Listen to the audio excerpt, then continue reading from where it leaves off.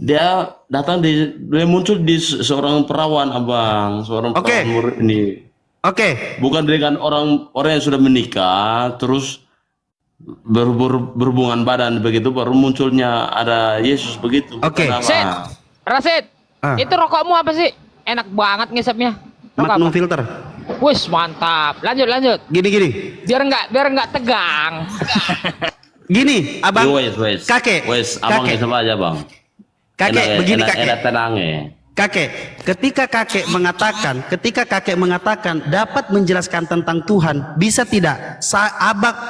Kakek ini akan merasakannya, namanya otaknya akan saya buat membeku selama 3 detik untuk tidak mampu menjawab pertanyaan saya dengan lantang. Itu otak saya sudah penuh dengan isi Tuhan deh. Oke. Lihat ya, simak ya, simak bang. Apakah kita percaya bahwa Yesus itu adalah Tuhan? Kalau saya percaya bahwa Yesus adalah Tuhan. Apakah kita percaya bahwa Tuhan yang menciptakan seluruh alam semesta beserta isinya? Benar, saya percaya bahwa Yesus. Maka silahkan jawab abangku. Maka silahkan jawab, Tuhan menciptakan manusia untuk melahirkan Tuhan. 3, 2, 1. A few moments later. Jadi gini. 3 detik.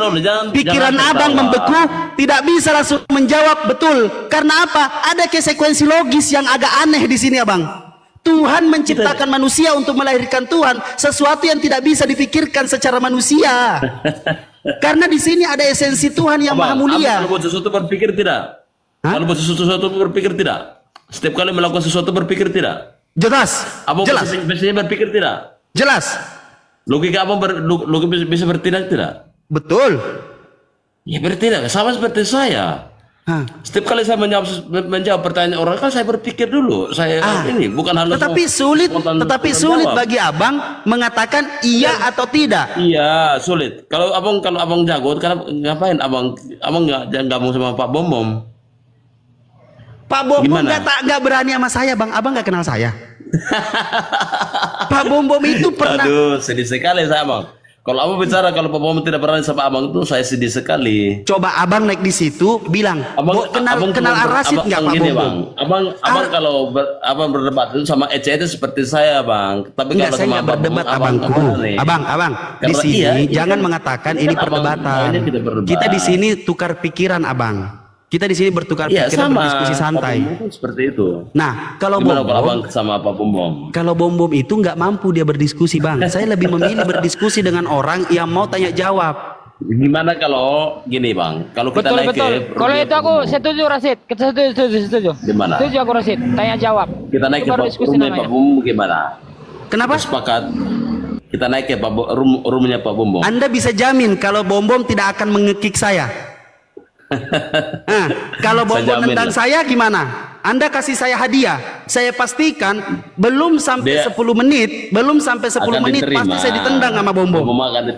Izin Pak Pendeta, Pak Togan, Anda diam saja, kagak usah bawa Bom Bom di sini. Gua pengen mual, pengen muntah gua. Ini kalau gua maju, kalau gua kau. Bom lagi, kagak jelas. Set, Rasid, aku mau nanya. Ya. Aku mau nanya. Tadi kan berbicara tentang visualisasi, betul toh?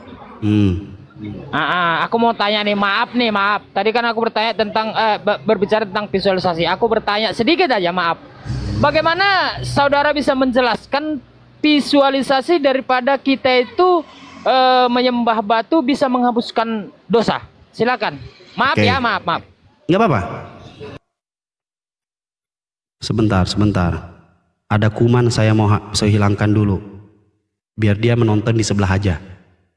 Oke. Pertama, begitu tentang menyembah batu, disinilah sensitifnya ketika mempertanyakan tentang Islam. Sama halnya di mana kita mempertanyakan ada berapa bab yang harus dijelaskan. Bab pertama yaitu apa? Penyembahan. Itu ada babnya.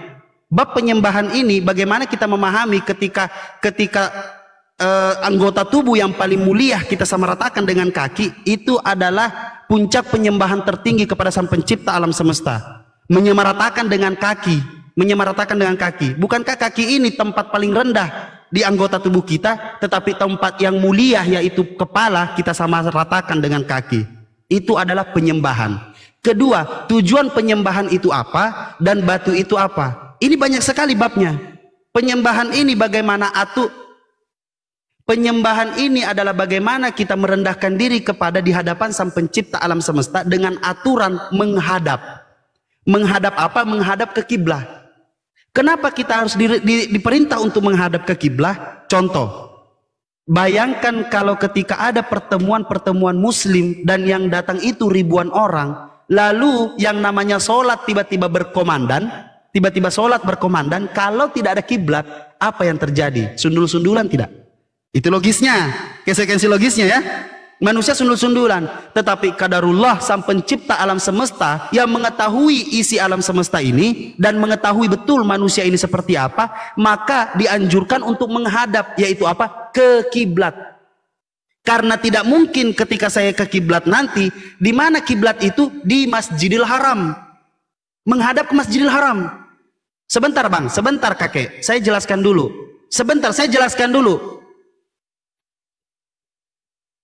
Oh nggak bisa bang, tidak bisa dijelaskan seperti itu, tidak bisa. Nah kalau abang tidak menerima penjelasan Islam seperti itu, maka tidak apa-apa abang tidak menjadi Islam. Tidak apa-apa abang tidak menjadi Islam, tapi beginilah, saya menjawab saya menjelaskan segala pertanyaan itu untuk memberi edukasi kepada orang-orang yang menonton abang, begitu. Jadi kalau cuman menghapus dosa, betul menghapus dosa. Tapi masalahnya kalian ketika saya bilang batu menghapus dosa itu Tuhan, nah ini yang repot, sesat. Kan begitu. Nah kan, makanya saya jelaskan biar Anda tahu. Kan begitu. Anda mengatakan Tuhan kami itu batu, itu repot. Sedangkan sekarang ketika saya cium orang yang saya cintai, apakah itu Tuhan saya? Di mana saya mencium anak saya itu adalah menghapus dosa bang. Di dalam Islam, saya sebagai Muslim, saya sebagai Islam,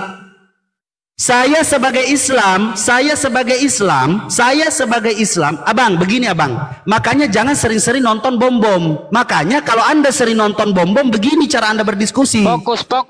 Bang kakek, biar dulu iya, karena kebanyakan nonton bom-bom. Begini cara Anda berdiskusi. Karena yang mendengar ini tidak mau mendengarkan penjelasan. Yang mendengar bukan kita aja, banyak di bawah yang mau mendengarkan. Betul, pintar ini nih analogos nih. Silakan Rasid. Tentang visualisasi menyembah batu adalah menghapus semua dosa. Oke. Silakan Pak Rasid. Oke, ini saya ulangi lagi ya.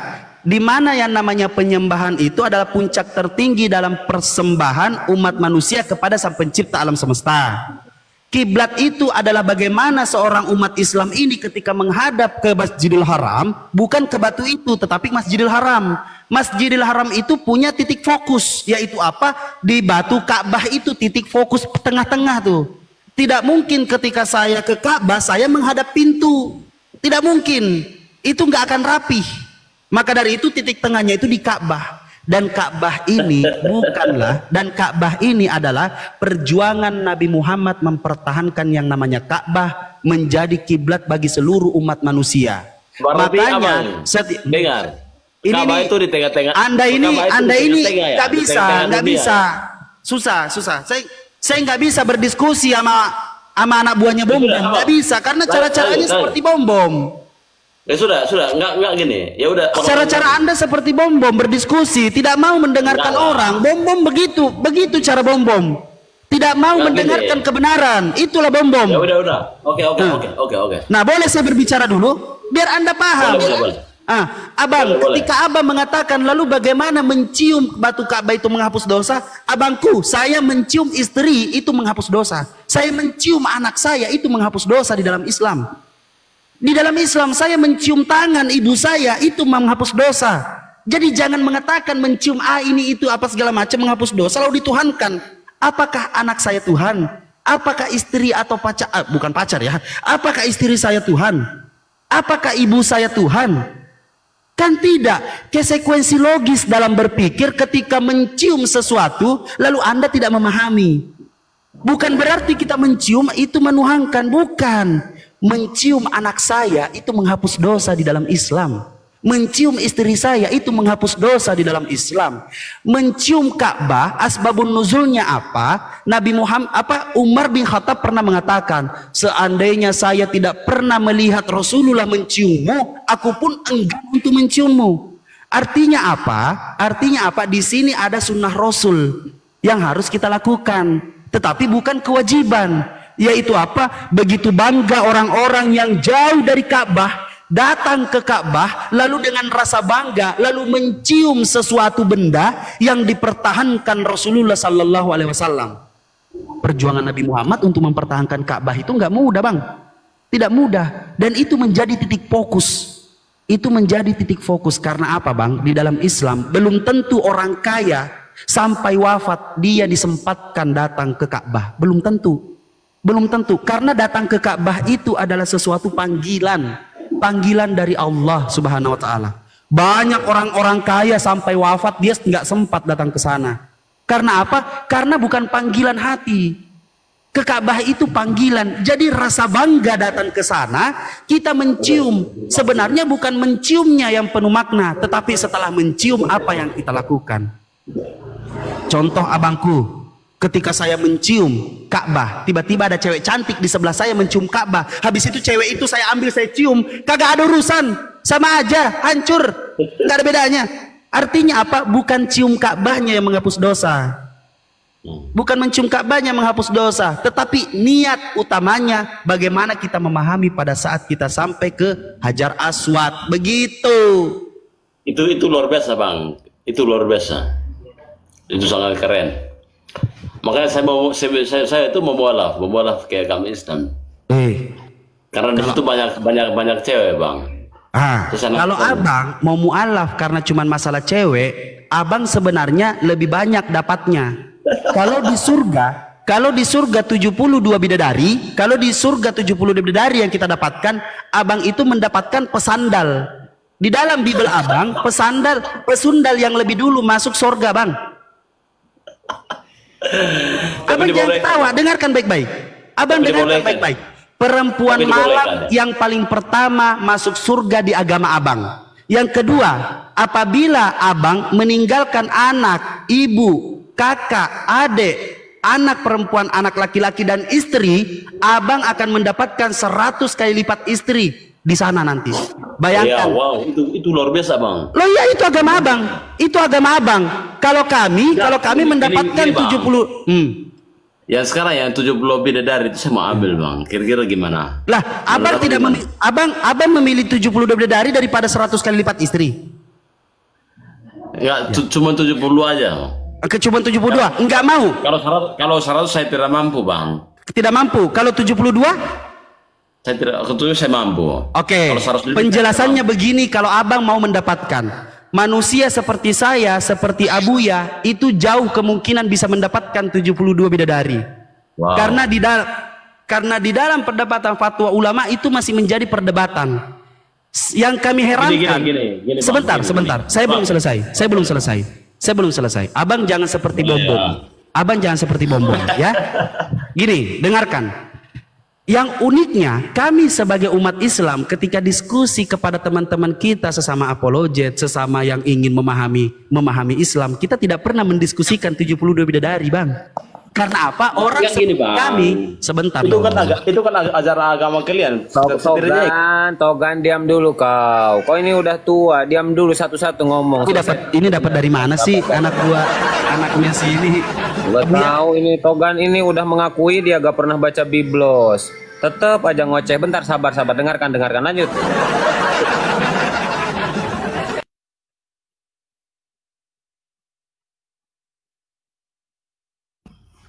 Lanjut, Bang, kita diskusi. Sejatinya saya tidak mau berbicara dengan orang yang hanya berbicara dengan akal kosong, Bang, seperti bom-bom. Makanya saya tidak pernah menghadapi bom-bom. Siap, hormat, Bang. Begitu, abangku. Ketika saya menjelaskan tentang 72 bidadari itu, orang seperti saya itu kemungkinannya 0,0001% bisa mendapatkan. Bahkan walaupun seperti Abuya yang hafal yang namanya hadis, dia lulusan pesantren seperti apa, belum tentu juga, abang. Yang mendapatkan 70 bidadari itu orang-orang khusus. Tidak semerta-merta seperti abang niatnya masuk Islam untuk mendapatkan. Nggak mungkin bang. Anda siapa? Orang-orang khusus berarti tidak semua orang Islam. Nah, apakah Anda saya mau kasih tahu caranya bagaimana biar... Tidak, abang jawab dulu. Orang-orang khusus berarti bukan orang termasuk orang semua orang Islam. Semua orang-orang Islam, tetapi orang Islam ini ketakwaannya berbeda-beda. Orang ya, abang itu jawab ya benar lah. Loh ini saya jawab, semua orang-orang Islam abang ini tidak kan mungkin di luar Islam, tidak mungkin di luar Islam, tetapi dengan ketakwaan yang berbeda yang mendapatkannya. Paham? Bentar, alogo itu si Togan tuh dia ketawa kagak jelas, mau mikir, jangan ketawa, mikir dulu baru ketawa. Iya, saya mikir. Makanya saya. Yang mana tuh? Masalah tentang Togan tuh di atas tuh bidadari, bisanya Bang. ketawa doang, mikir kagak. Dengar Bang, masalahnya gini. Saya ini kan berpikir tentang 70 perempuan. Kami nggak berpikir begitu bang. Aja. Kenapa Anda terlalu memikirkan itu? Gimana kalau 70 Bang? Kenapa Anda memikirkan itu? Memikirkan ya begini Bang, satu aja, satu. Cuman satu aja kita udah puyang. Gimana kalau 72 Bang? Nah kalau kalian dapat 100 gimana dong? Lebih puyang lah ya Bang. Ya sudah kalian di situ aja nikmatin yang 100. Ngapain Maka kalian itu 7? Bang.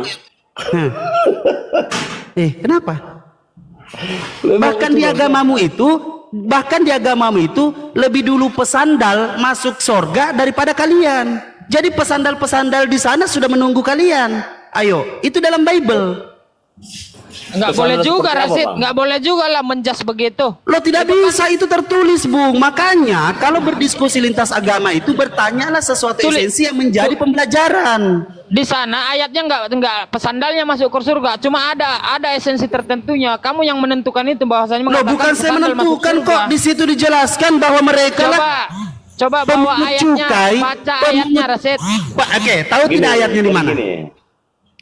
Togan diam dulu kau, ini lagi ngomong Alogo, kau ini ngoceh-ngoceh mulu, diam dulu kau. Jepat kok abdi gerak. Bentar.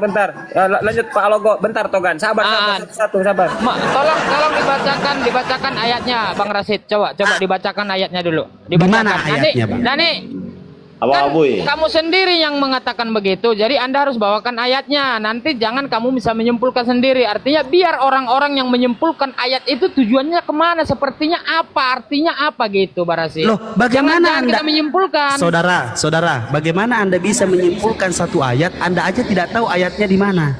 Sedangkan saya sering membaca ayat ini, Anda mau menjelaskan, loh gimana ini? Ya itu kan Anda langsung menyimpulkan arti daripada ayat itu. Sebenarnya kan gimana ya?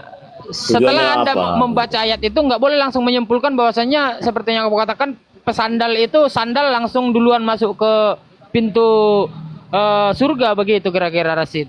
Nggak boleh juga. Orang-orang sundal. Iya, sandal maksudnya kan sandal.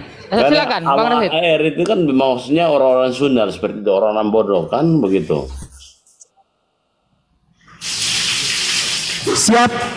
Siapakah? Aduh, sebentar. Dari Yesus. Siapakah di antara kedua orang itu yang melakukan kehendak ayahnya? Jawab mereka yang terakhir.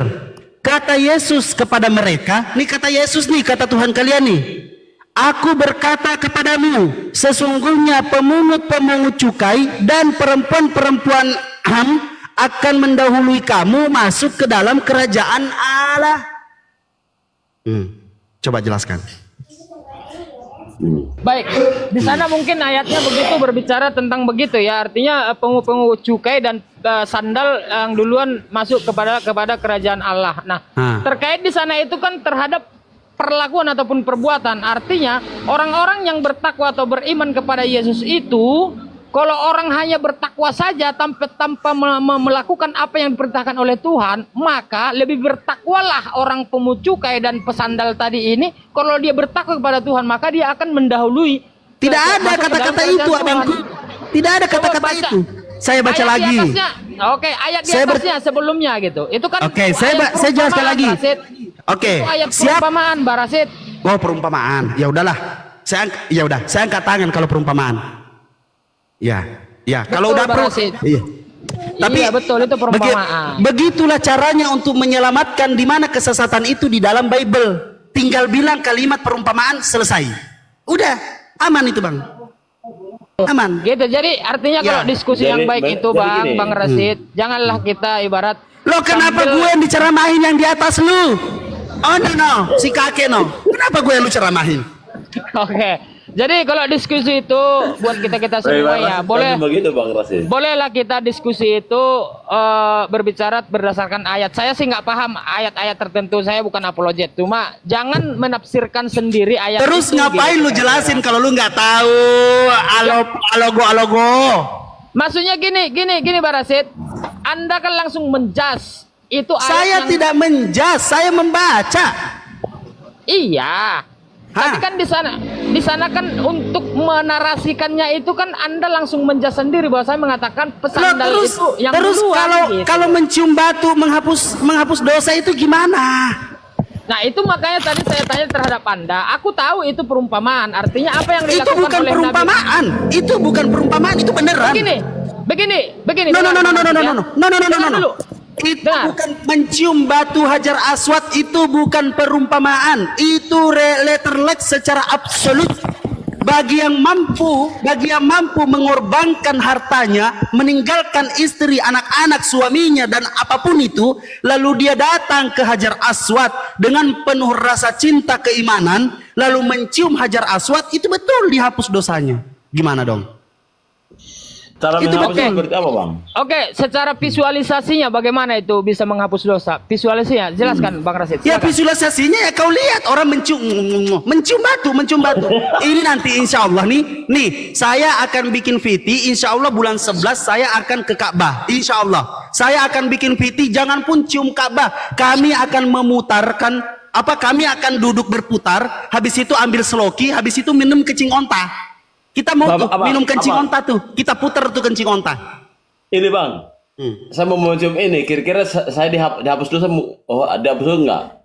Oke. Mau mencium ini nih. Jangan Bang, jangan itu. Boleh nggak, Bang? Jangan itu. Tai sapi, suruh ini aja. Bukan. Ini batu Bang, ini batu. Jangan itu Bang, jangan itu. Ada yang khusus Bang, ada yang khusus. Saya kasih tahu di Bibelah Bang. Enggak gini. Saya kasih tahu. Bukan. Ada yang lebih khusus Bang. Sabar Togan. Jangan kesurupan dulu. Abu ya, ini poin kami kalah terus ini gimana ini? Wong kalian kagak pakai akal kok, ya mana menang. Itulah betul. Ini. Kamu juga ini betul. pakai akal. Gimana aku bisa hidup kok nggak pakai akal? Kamu ada aja kamu Abu ya.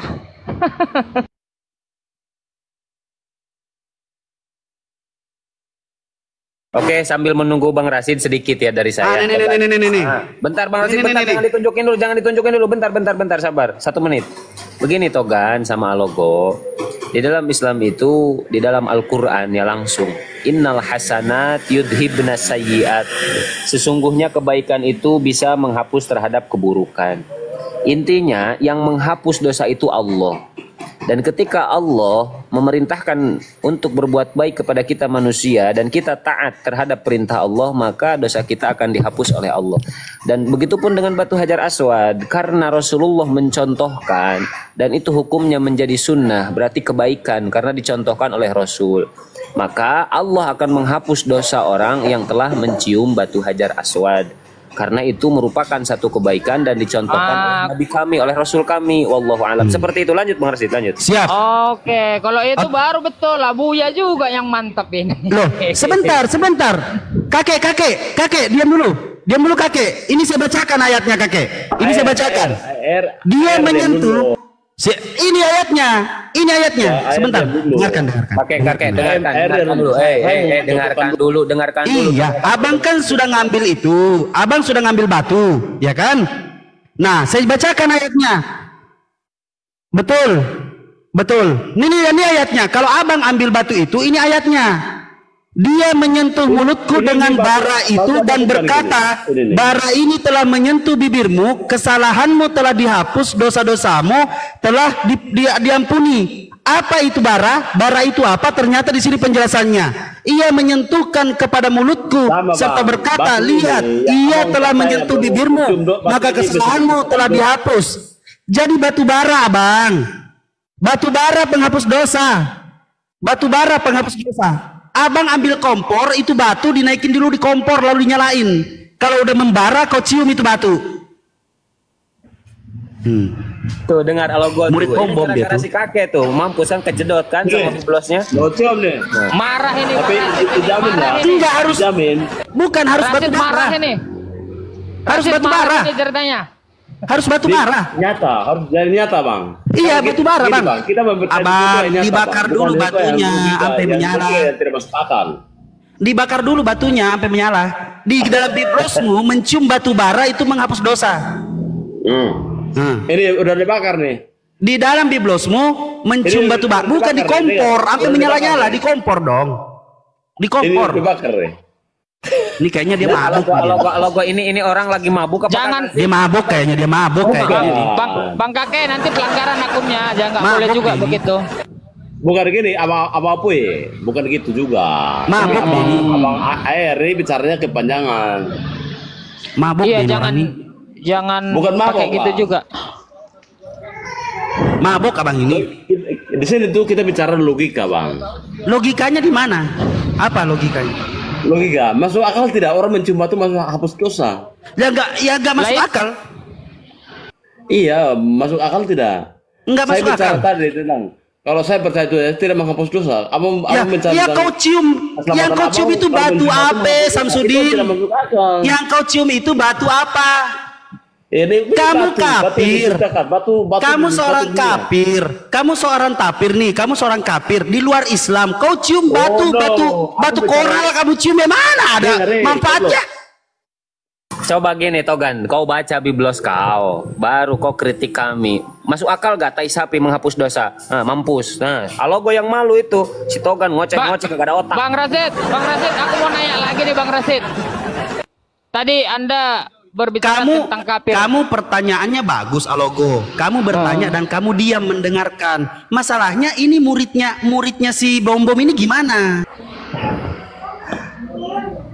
Tuh, kena tombak abang itu. Kena tombak. Ada pelanggaran. Abang Apu yang turunkan dia itu, Abang Apu itu.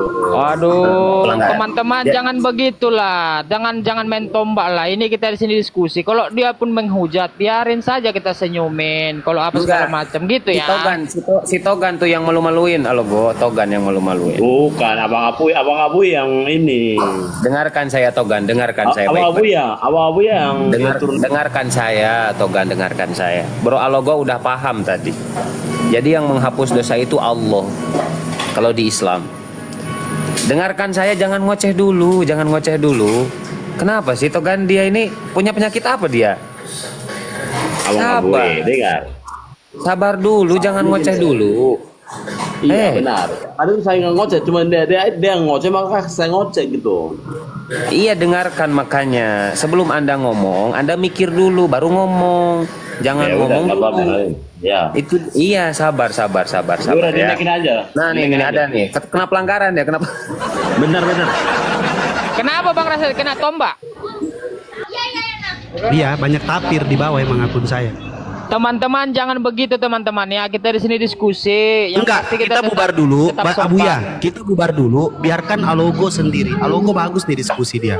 Edukasi. Enggak, gini kita nanti kalau ada si Togan, gua suruh dia untuk keluar, jangan bubar. Karena dia pasien gua. Tenang, nanti dia nurut sama gua. Gini Bang Rasid, aku bertanya satu kali aja. Tadi Abang mengucapkan tapir ataupun kafir ya. Yang dimaksud dengan kafir ini bisa nggak Abang jelaskan? Tadi kan Abang menjelaskan kafir. Saya nggak paham kafir ini ditujukan kepada siapa? Bagaimana perlakuan orang atau tindakan orang ataupun akhlak orang, maka dia akan disebut kafir. Silakan Bang. Yang Anda tahu tentang kafir itu karena kafir itu bahasa Al-Quran. Kafir itu bahasa Al-Quran. yang diambil di dalam biblos kalian dipakai. Nah, kalian pakai itu, kalian mengartikan